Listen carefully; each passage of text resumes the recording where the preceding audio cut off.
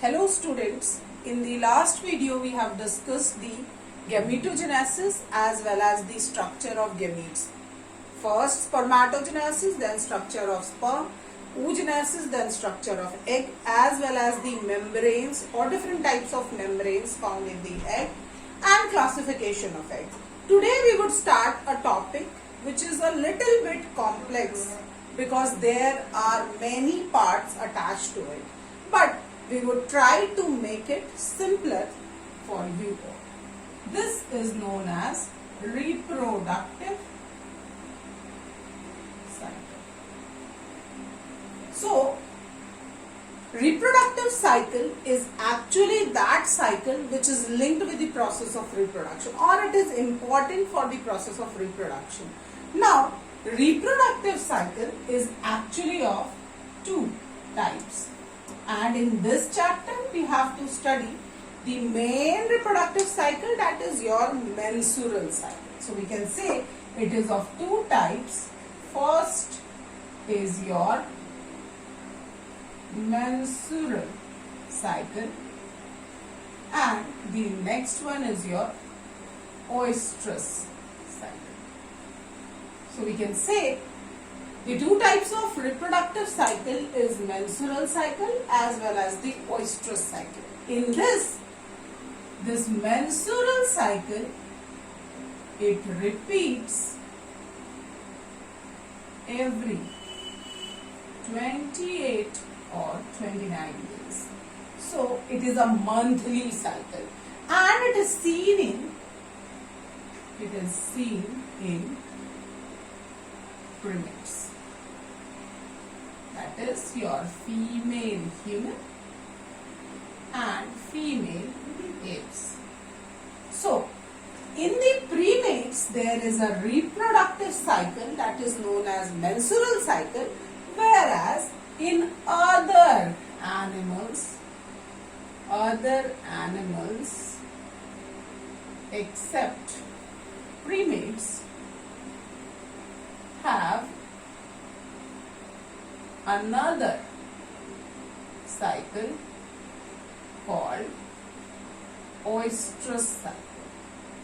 So they would have a cycle that is called oestrus cycle, whereas primates or human females and in case of human females, they would have a cycle that is known as menstrual cycle. Now, oestrus cycle is found in animals like deer, cow, etc. What would be the main difference between these two cycles? That difference is actually linked with the one important phase that is occurring in menstrual cycle and it is absent in the oestrus cycle. Now what we would see, this menstrual cycle is important for human reproduction because it is linked with the female gametogenesis, that is oogenesis. So as we proceed in the oogenesis, we have to discuss this menstrual cycle because they both are linked. The hormonal changes that occurs in the body is also linked with both, that is oogenesis or the onset of oogenesis as well as menstrual cycle. We would say it starts at puberty. That means menstrual cycle in case of primates would start at an age of relevant 11 to 14 years. That is known as puberty. And the first menstrual cycle is known as menarche, whereas it stops at menopause, which is more or less 50 years. So, we can say there are two terms, menarche and menopause. So, onset of menstrual cycle is menarche and offset of menstrual cycle is menopause. So, because of this, now we can say, hence, female human have a reproductive age. This is important. So in case of males, they won't have a reproductive age. Once they attain puberty, their testis becomes functional and they would start producing sperms up till their death. But females would only produce eggs during this reproductive cycle. That means they would start producing that from menarche and they would stop producing it as menopause. So they are fertile only during these periods. And in the lifetime, approximately only 450 ova is produced by the females. 450 ova are produced by a female during her lifetime. It is an approximate. Now we can say, what is the main difference between this menstrual cycle and this oestrus cycle? Before going into it, we can say menstrual cycle is divided mainly into 3 phases. Now here we have written that menstrual cycle is mainly divided into 3 important phases, but other than these 3 phases, there is a day in between that. So we would draw these divisions into 4 parts. First one is known as bleeding phase, and this bleeding phase is important because it would occur for the first 3 to 5 days or the starting of the menstrual cycle. Now, this is the main difference between menstrual cycle and oestrus cycle. In case of menstrual cycle, we are seeing a bleeding phase into which there is breakdown of endometrium wall of the uterus or uterine wall and sludging off of the waste from the vaginal area. That's why it is known as bleeding. Now we would see how this occurs. So here we are showing the uterine walls. This is the uterus, or it is also known as womb. So uterus or womb, and this is known as uterine wall, which is made up of 3 different layers. Outermost is known as perimetrium. Middle one, which is the thickest, is known as myometrium, and the innermost is known as endometrium. So what we have seen, the uterine wall is made up of 3 different layers: perimetrium, myometrium and endometrium. Now we have to focus on this endometrium because this is innermost, highly coiled as well as vascularized layer. Important. What? This is innermost as well as it is highly coiled and vascularized. Here this vascularization means it is highly supplied by blood vessels. So we can say there is high supply of blood vessels into this endometrium lining, and as these break down, this sludge off from vagina. So that phase is known as bleeding phase. So in the case of menstrual cycle, there is a bleeding phase in which this endometrium wall is broken down and that waste or that blood vessels, broken blood tissues sludge off from the vaginal region for 3 to 5 days, and that is known as bleeding phase. And this is remarkable because the main difference between menstrual cycle and oestrus cycle is that the oestrus cycle lack This is very important. What? In case of menstrual cycle, there is a bleeding phase, but in case of oestrus cycle, there is no bleeding phase. Now, there is a question that is there breakdown of endometrium in case of oestrus cycle? Yes. Then why there is no bleeding phase? So, the reason is that the waste produced in oestrus cycle is in lesser amount and hence it is reabsorbed inside the body.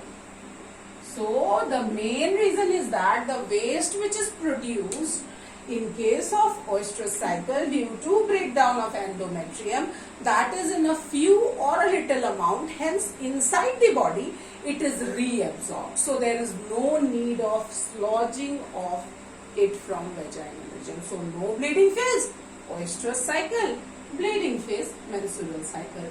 No sex urge, bleeding phase, sex urge in the oestrus cycle. And this oestrus cycle would only occur in the breeding seasons of those animals. But this is a monthly cycle, so it would occur in every season. So next is important that oestrus cycle only occurs during the breeding season. That's why in case of oestrus cycle, for ovulation, there must be copulation. So for the process of copulation or for the process of mating, that is fusion, or the that is the coming together of male and female for mating, that would only occur during breeding seasons. And depending upon seasons inside a year, this oestrus cycle can be monoestrus,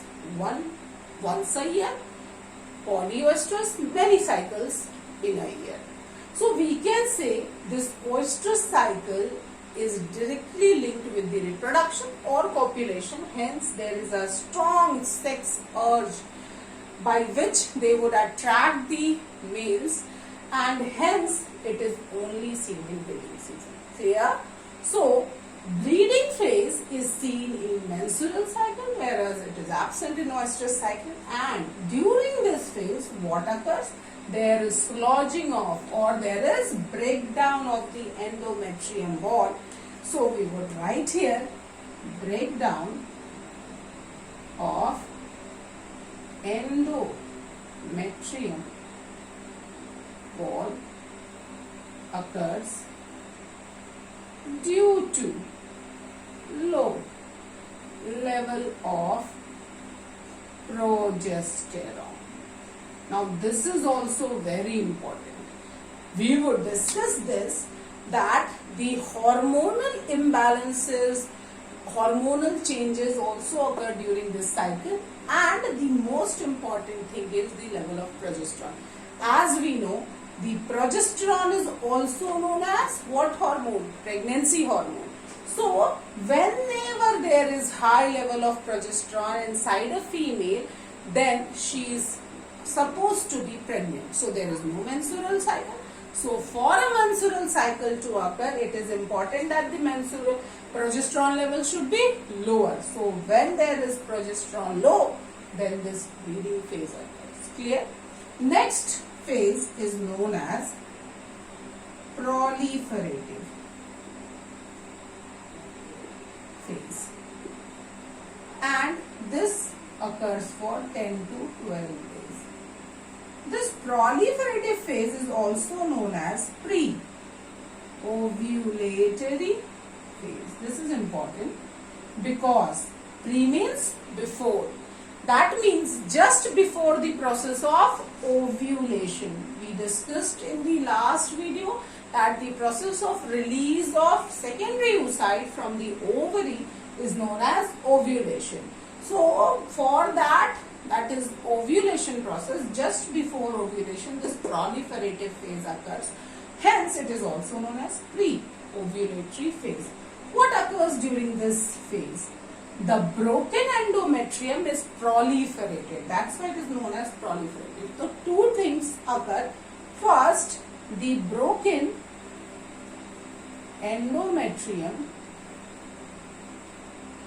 is rebuilt so that in the next month it can be again broken, or we can say here thickening of the endometrium occurs. As well as there is one more important point. What? The level of FSH is increased, which is important for changing in ovary. So the level of FSH is high during this phase, which is important for the changes in ovary. What are those changes? That is proliferation of follicles. What is that? Proliferation of follicles. So we have discussed that the primordial follicle would change into primary, then to secondary, then to tertiary, and ultimately to mature follicle. That changes are actually mediated by follicle stimulating hormones. That's why the name is given, follicle stimulating, because it is responsible for stimulation of the follicles. Clear? Now, after pre-ovulatory phase, there is another day. We said there are mainly 3 phases, but there is one day that is known as ovulatory day, and it is on the 14th day of menstrual cycle. It is day, not phase. That's why we have not written like this. 14th day after this onset of menstrual cycle, this ovulatory day is responsible for release of secondary oocytes. So this is the day. On this day, ovulation occurs. So this is important. And for this ovulation to occur, it occurs due to high level of LH, that is your luteinizing hormone. So we would discuss later the changes or the hormonal changes that is occurring during the menstrual cycle. So first we have seen that FSH is responsible for proliferation of the follicles. After that, it is important that luteinizing hormone should be at its peak. That point is known as LH surge, and it is the most important point. What it is known as? LH surge. So this LH surge is important for the process of ovulation.